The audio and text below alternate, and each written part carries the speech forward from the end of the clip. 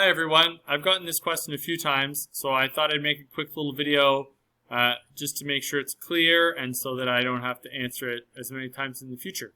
I also hope it might save us some headaches. So when you're in Classroom, when you go to classwork to make a new assignment, and you're going to have to forgive my slow internet here, I'm going to create an assignment.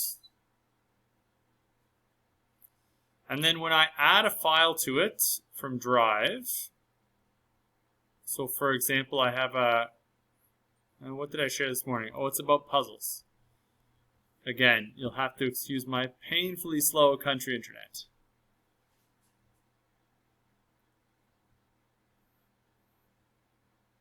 There we go.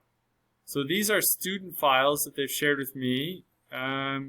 Here is my file I shared this morning.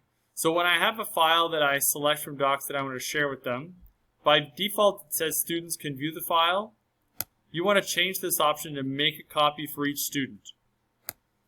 That way, when the assignment is published, every kid gets their own document, and then they can submit that document back to you without having to do any fancy copying or changes. They just click submit.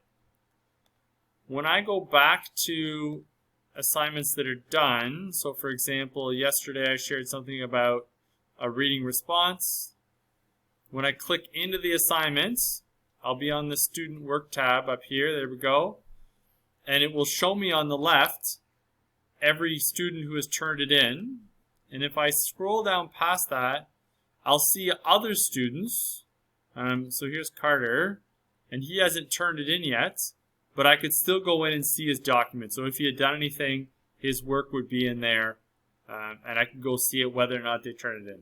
So just make sure when you're making assignments and attaching files, you select that make a copy for every student, and that'll save you a lot of headaches in the future. Hope that helps. Thanks. Bye.